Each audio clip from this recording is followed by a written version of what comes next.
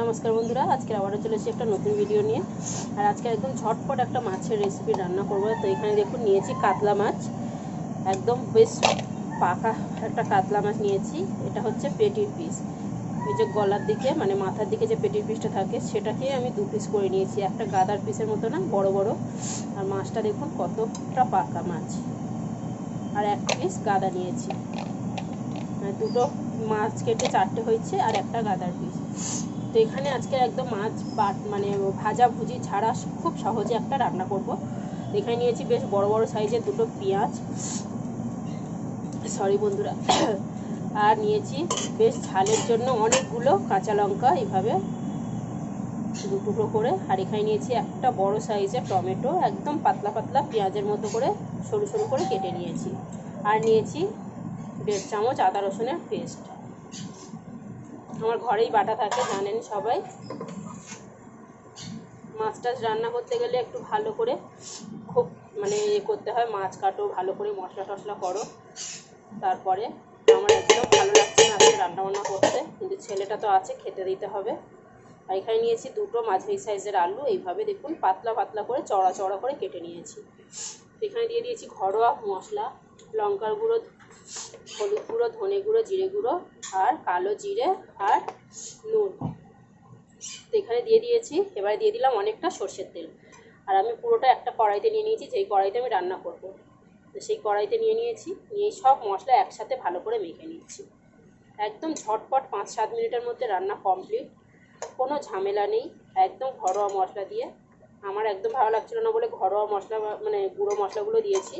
কেউ চাইলে এখানে মশলাগুলো বেটেও দিতে পারে, তাতে এর টেস্টটা আরও দ্বিগুণ বেড়ে যাবে। তো যাই হোক, এখানে তো মশলাটা মানে হাতে চোট লেগেছে, তাই আমি আঙুলটা উঁচু করে রেখেছি।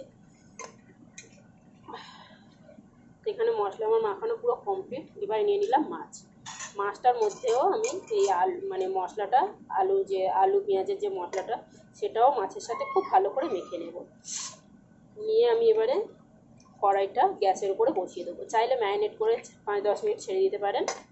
আমি যে বললাম একদম 5 মিনিটে রান্না শেষ করব, তার জন্য একদমই রাখছি না। আর এইভাবে রান্না করলে কিন্তু অনেকের মনে হতে পারে যে কাঁচা গন্ধ হবে মাছের, একদমই হবে না। তারপরেও যদি মনে হয় তাহলে লেবুর রস কিংবা ভিনেগার দিয়ে একটু মাছটা ধোয়ার সময় ভালো করে ধুয়ে নিতে হবে।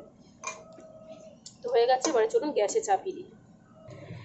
তো এখানে দেখুন বন্ধুরা, কড়াইটাকে গ্যাসে বসিয়ে দিয়েছি, আর এই যে ফুটতে শুরু করে দিয়েছে।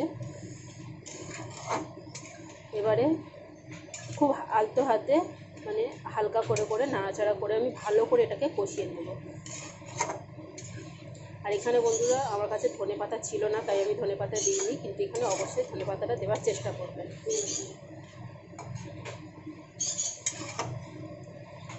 বারে বারে নাড়াচাড়া করে আমি কষিয়ে নেবো এটাকে। এখানে দেখুন বন্ধুরা, খুব সুন্দর করে আলতো হাতে বারে বারে নাড়াচাড়া করে, আমি খুব বেশি নাড়াচাড়া করছি না, এই যে হালকা করে এরকম নাড়াচাড়া করে করে আমি বেশ কষিয়ে নিয়েছি। এখানে দিয়ে দিচ্ছি একটুখানি গরম মশলা, আমার কাছে ধনেপাতাটা নেই, একটু গরম মশলা ফুটে দিয়ে দিয়েছি। এবার দিয়ে দেবো জল।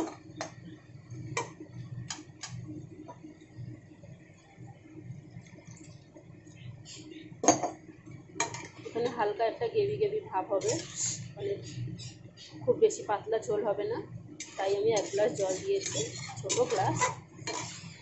এবারে ঢাকা দিয়ে তরকারিটা হতে দেব। তো এখানে দেখুন বন্ধুরা, আমার রান্না একদম কমপ্লিট।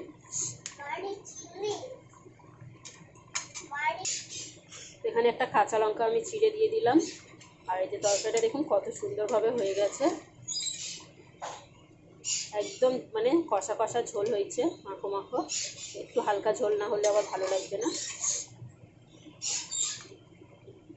তো আজকের রেসিপি কেমন লাগলো বন্ধুরা, অবশ্যই একটা লাইক কমেন্ট শেয়ার করে আমাকে জানাবেন। ভালো লাগলে আমার চ্যানেলটাকে সাবস্ক্রাইব করতে ভুলবেন না। বন্ধুদেরকে অবশ্যই অনেক অনেক ধন্যবাদ আমার ভিডিও দেখার জন্য।